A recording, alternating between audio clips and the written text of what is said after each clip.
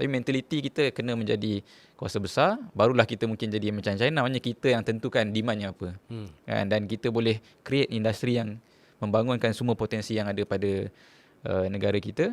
Dan saya rasa itu mungkin menyebabkan orang perlu review balik lah satu falsafah yang selama ni saya dengar orang selalu pegang lah. Kita ni umpama kancil di tengah-tengah dua gajah kan, yang bergaduh. So saya risau juga bila kita tengok kita ni kancil kan. Jadi betul lah orang kata kancil ni sebab dia kecil tapi dia boleh maneuver dan boleh survive kan. Tapi itu menghalang daripada kita ni fikir, apa tak mungkin ke kita ni juga menjadi gajah kan. Mungkin ada cara sebenarnya untuk kuasa kita itu. Takkanlah ataupun kita selamanya escape kan.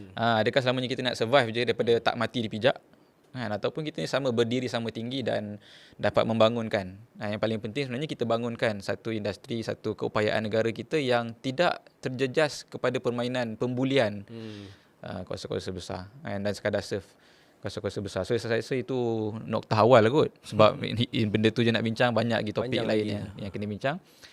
Itu mengakhiri saya rasa siri podcast kita kali ini.